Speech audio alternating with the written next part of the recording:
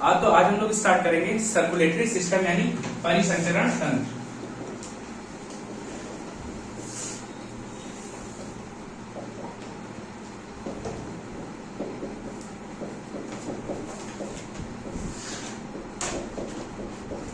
तो circulatory system यानी परिसंचरण तंत्र है क्या? अब इसमें क्या हो रहा है? परिसंचरण यानी सर्कुलेशन हो रहा है किसी चीज का, और हमारी बॉडी में किसी चीज का सर्कुलेशन होता है लगातार, ब्लड का। ठीक है, जैसे हमारे घर में क्या है, बहुत सारे पाइप्स लगे हुए हैं, भाई वाटर टैंक से जुड़े हैं या समर से जुड़े हुए हैं। उसमें क्या होता है, पानी पूरे घर में जहां जहां पाइप लगे हुए, टैप्स लगे हुए, सब जगह पानी का सर्कुलेशन हो रहा है। ऐसे ही हमारे बॉडी में भी क्या है, आर्टरीज और वीन्स है। इनकी ये क्या है, हमारी बॉडी में पाइप्स है जो क्या करती हैं, ब्लड का सर्कुलेशन कराती हैं। और इसी को हम लोग क्या पढ़ते हैं, इसमें हम लोग सर्कुलेटरी सिस्टम में पढ़ते हैं। अब इसमें क्या है, बहुत सारे ऑर्गन्स पार्ट ले रहे होते हैं। सर्कुलेटरी सिस्टम एक अंग तो काम नहीं करेगा, हार्ट भी काम करेगा, आर्टरीज भी काम करेंगे, वीन्स भी काम करेंगे। तो ये सब जब पार्ट ले रहे हैं, तो जब कई सारे ऑर्गन्स मिलके कोई सिस्टम बना रहे हो तो उसको क्या बोलते हैं, ऑर्गन सिस्टम। ठीक है ना? तो ऐसे ही हमारा ये क्या बन गया, सर्कुलेटरी सिस्टम। अब सर्कुलेटरी सिस्टम में हमको पढ़ना क्या क्या है? तो सर्कुलेटरी सिस्टम में हमको पढ़ना है हार्ट,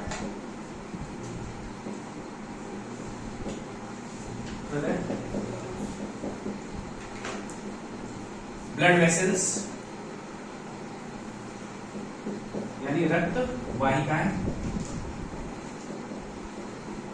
जो हमारे रक्त को, ब्लड को ले जा रही होंगी, ये क्या है, ब्लड वेसल्स हैं। ब्लड वेसल्स में हम लोग आर्टरीज पढ़ते हैं, वेन्स पढ़ते हैं और कैपिलरीज पढ़ते हैं। फिर इसके बाद क्या पढ़ते हैं हम लोग, और ब्लड पढ़ेंगे। ब्लड भी तो पढ़ना जरूरी है। ब्लड में हमारे क्या क्या होता है, मिनरल्स होते हैं, हाँ ठीक है, आरबीसी होती है, डब्ल्यूबीसी होता है और प्लेटलेट्स होता है। ठीक है, और क्या, विटामिन्स होते हैं, ग्लूकोज होता है। ठीक, तो ये सब हमारा काम होता है, ब्लड में पाया जाता है। इसीलिए तो हमारा क्या है, ब्लड क्या करता है, सर्कुलेट करता है। अब आपको लीवर ने कोई चीज छोड़ी, अब उसको कहां पहुंचना था, ब्रेन तक। अब ब्रेन तक पहुंचने के लिए क्या लीवर चल के जाएगा ब्रेन तक? नहीं जाएगा ना। तो क्या होगा, वो उसने जो चीज छोड़ी है उसके लिए ट्रांसपोर्टेशन काम कौन करेगा, ब्लड। ब्लड आएगा, उस चीज को अपने साथ लेके चला जाएगा कहां, ब्रेन तक। इसीलिए क्या है, ब्लड सर्कुलेशन कर रहा है। तो ये सब हमें क्या मिलता है, हमें ब्लड में पढ़ना है। और एक लास्ट इसी में हम पढ़ते हैं लिम्स। ठीक है, ये पार्ट भी हम लोग इसमें इतना समय पढ़ना है सर्कुलेटरी सिस्टम में। तो आज हम लोग स्टार्ट करेंगे ब्लड से।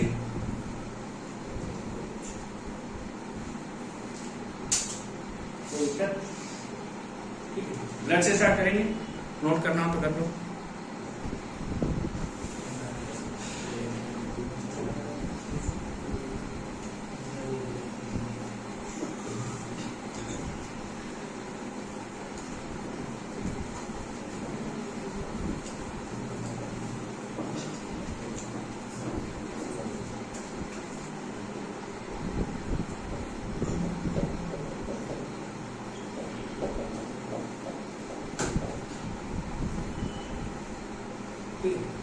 तो ब्लड, रुधिर या रक्त, हमको ये पढ़ना है। तो स्टडी ऑफ ब्लड,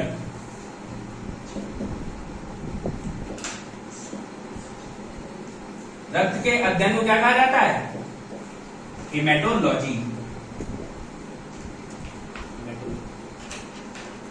ठीक है, and those who study about blood, उनको क्या कहते हैं, हेमेटोलॉजिस्ट।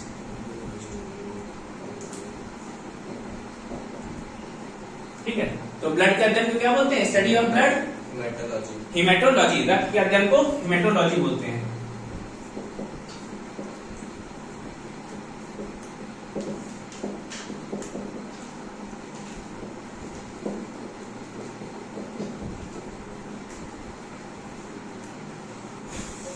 ठीक है, अब ब्लड क्या कर रहा है, ब्लड को मैंने बताया था आपके एक ऑर्गन से दूसरे ऑर्गन तक चीजों को ले जा रहा है, ट्रांसपोर्टेशन का काम कर रहा है। और ये क्या कर रहा है भाई, कनेक्शन भी तो बना रहा है दो लोगों के बीच में। और जब दो लोगों के बीच में जो कनेक्शन बना रहा है उसे क्या बोलेंगे, कनेक्टिव हो जाएगा वो। और इसीलिए हमारा ब्लड क्या है, एक कनेक्टिव टिश्यू है। और किस फॉर्म में है, इसका स्टेट लिक्विड स्टेट में, ध्यान रखना। तो क्या है, रक्त एक तरल संयोजी ऊतक है।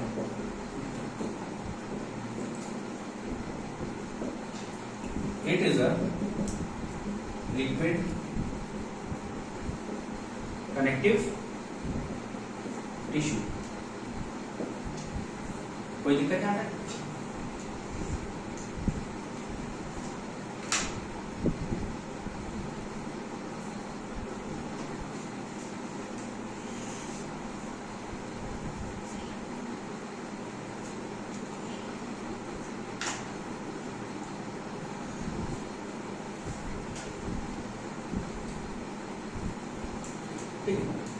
अब देखो ब्लड का फॉर्मेशन कहाँ होता है, अस्थि मज्जा, अस्थि मज्जा में।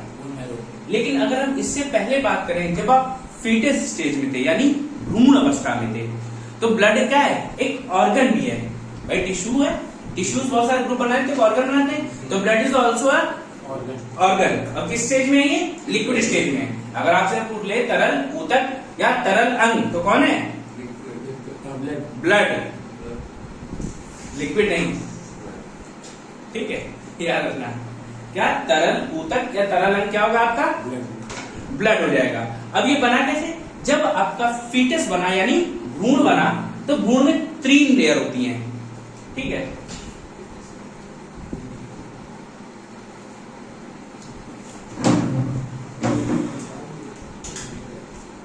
तीन लेयर होती है, कौन कौन सी, सबसे बाहरी होती है एक्टोडर्मल, एक्टोडर्म, बीच वाली होती है मेसोडर्म, और अंदर वाली होती है एंडोडर्म, ठीक है। तो जब ये 3 लेयर बनती है फीटस स्टेज में, इसी से आपके बॉडी के अलग अलग ऑर्गन बनना स्टार्ट होते हैं। तो भैया ये जो आपका एंडोडर्म है, एंडोडर्म से क्या बनता है आपका, आपके लंग्स बनेंगे, किडनी बनेगी, पैनक्रियाज बनेगा, ठीक है। तो ये सब किससे बनता है आपका, एंडोडर्म से। फिर जब मीजोडर्म की बात करते हैं, मीजोडर्म में क्या बनता है, मीजोडर्म में आपका हार्ट बनेगा और ब्लड बनेगा। ब्लड आपका कहां से बन रहा है, मीजोडर्म से, ध्यान रखना। किससे बनेगा, मीजोडर्म से ब्लड बनता है यानी रक्त, और हृदय की पेशी, हृदय की मांसपेशियां,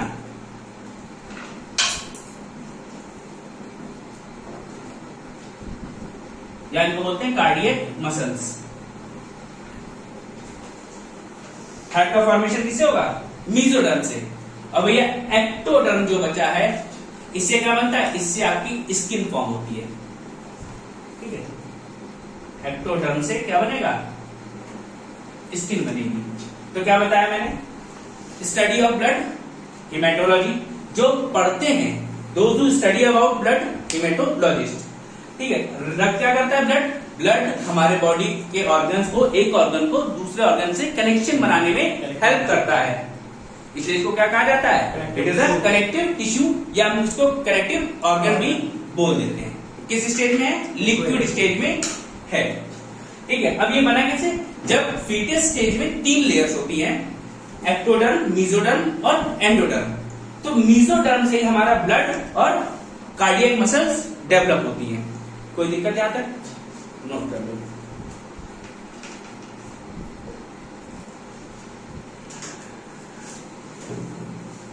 अब हम बात करें कि ब्लड फॉर्मेशन की जो प्रोसेस होती है उसको क्या बोलते हैं, उसको बोलते हैं हीमोपोइसिस।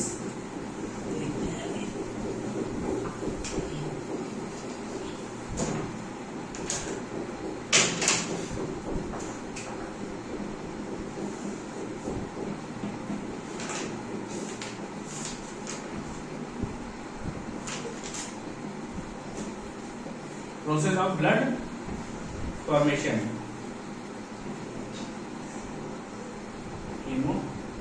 हिमोरेसिस, याद रखना। ठीक है, अब देखो जब नॉर्मल लाइफ में बात करते हैं, अभी ब्लड बन गया, ब्लड बनने के बाद जब हम इवॉल्व हो गए एज ह्यूमन, बॉर्न हो गए, पैदा हुए, पैदा होने के बाद अब हमारी बॉडी में ब्लड बनता कहाँ है? अब आपका आंसर वो पहले वाला सही होगा, क्या? Bone marrow. तो क्या है? Formation of blood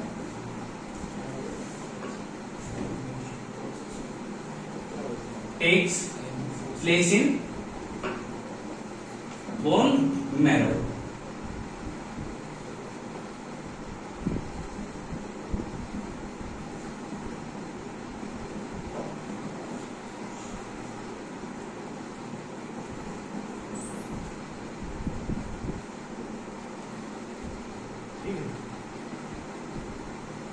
bone marrow कहाँ होता है? अब आपकी ऐसे बोन है, इसमें जो बीच में हॉलो पार्ट होता है इसको क्या बोला जाता है? ये बोन मैरो है। ठीक है, इसी में आपका क्या बनेगा? ब्लड में क्या होता है? आरबीसी होती है, डब्ल्यूबीसी होते हैं, प्लेटलेट्स होते हैं, ये सब कहाँ बनता है? बोन मैरो में बनता है। लेकिन अगर आप भ्रूण अवस्था में हैं, भाई जब आप, ऐसा तो है नहीं फेटस बना, भ्रूण अवस्था से आप सीधे एकदम हड्डियां बनने शुरू हो गई, हड्डियां डायरेक्ट तो बनी नहीं होंगी, धीरे धीरे बनी होंगी, तो क्या ब्लड कभी तुरंत बनने लगेगा बोन मैरो में? नहीं, उस समय हमारी बॉडी में एट एम्ब्रॉयनिक स्टेज हमारी बॉडी में ब्लड लीवर में बनता है। जब आप माँ के गर्भ में होते हैं, अगर आपसे पूछ लिया जाए जब बच्चा गर्भ में होता है तो उसमें रक्त का निर्माण कहाँ होता है, तो आप उत्तर लगाएंगे लीवर। ये नोट डाल के लिख लो।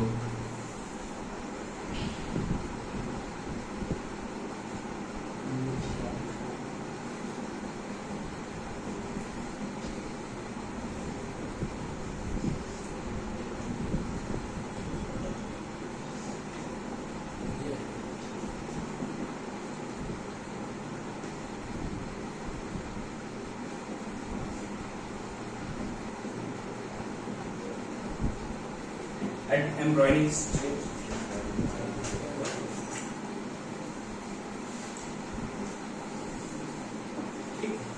भ्रूण अवस्था में या एम्ब्रॉयनिक स्टेज में बच्चे में रक्त का निर्माण लीवर में होता है। ठीक है,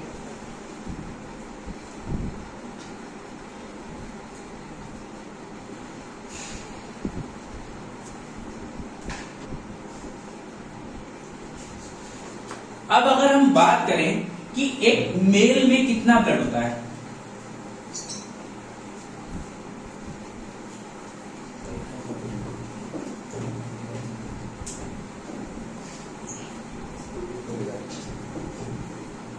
ब्लड की अमाउंट की बात करें,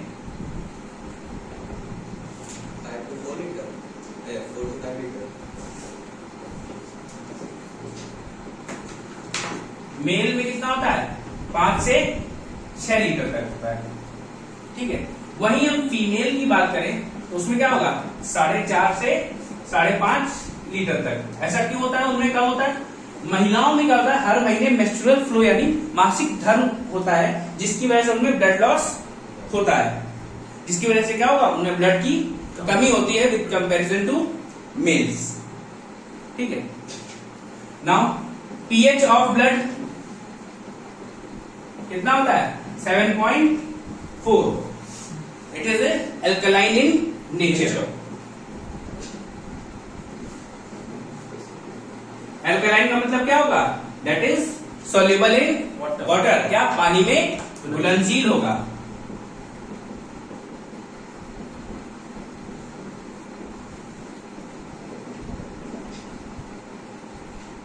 याद रखना। और ये क्वेश्चन बहुत सस्ता क्वेश्चन है, लेकिन पूछा बहुत जाता है। ब्लड का पीएच मान कितना होता है? 7.4। ठीक है, फिर हम बात करें कि ह्यूमन बॉडी में ब्लड का टेम्परेचर क्या होता है, या ह्यूमन बॉडी का टेम्परेचर क्या होगा?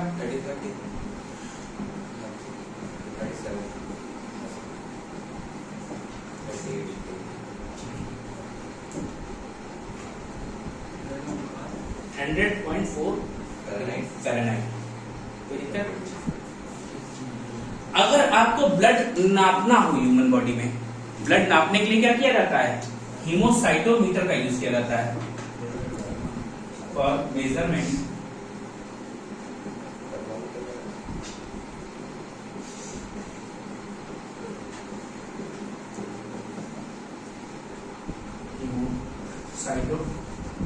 मीटर का यूज किया जाता है for measurement of blood. Haemocytometer is use.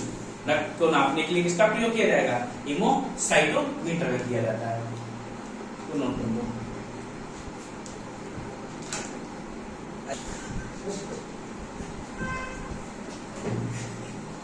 इसके बाद हम बात करें रक्त के रंग की, कलर ऑफ ब्लड।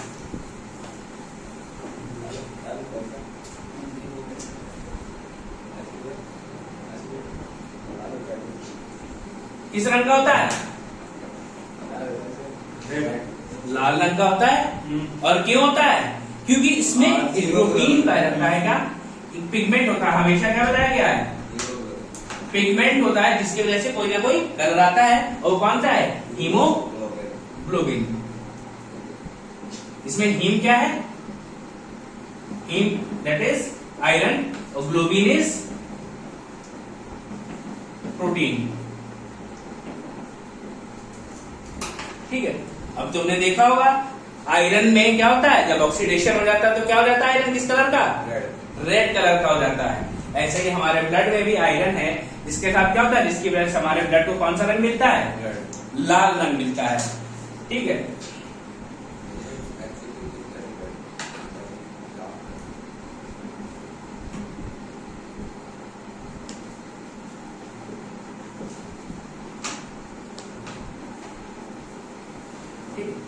और हम बात करें आपकी जो बॉडी है, हीमोग्लोबिन मेल्स में कितना होता है? अब आपका हीमोग्लोबिन नापा जाता है, याद करो जब कहोगे ब्लड डोनेशन करना है, याद है ना कि ब्लड डोनेट करते कहते हैं हीमोग्लोबिन चेक कराओ। तो मेल्स में कितना होता है? मेल्स में हीमोग्लोबिन होता है 14 से 17 ग्राम पर 100 ग्राम पर 100 ml। कोई दिक्कत? हाँ, हीमोग्लोबिन क्या है? मेल में 14 से 17 ग्राम होता है पर 100 ml, और फीमेल में कितना होगा? 10 से 13 कम होता ना?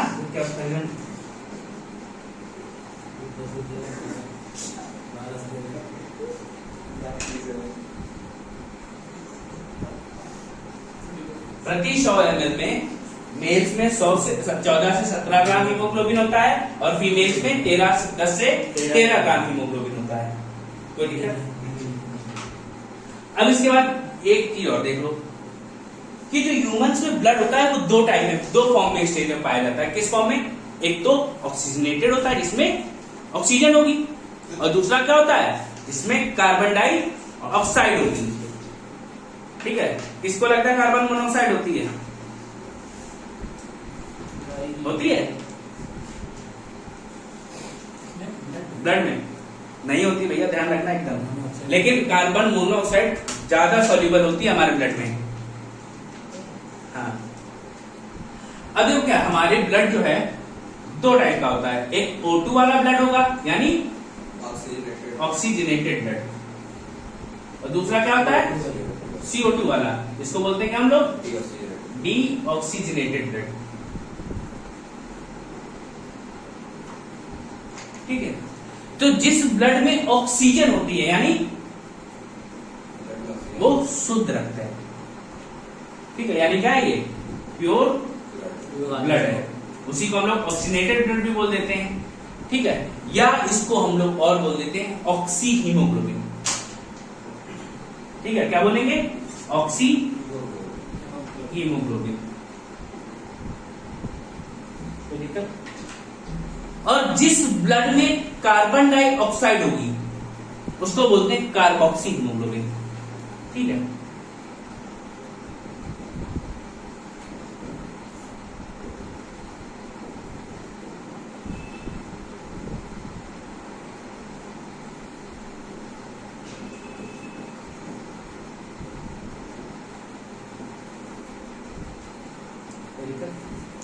दो टाइप का ब्लड है, एक O2 वाला जिसे ऑक्सीजनेटेड या प्योर ब्लड बोलते हैं, एक CO2 वाला या एक डीऑक्सीजनेटेड या इम्प्योर ब्लड, अशुद्ध रक्त है।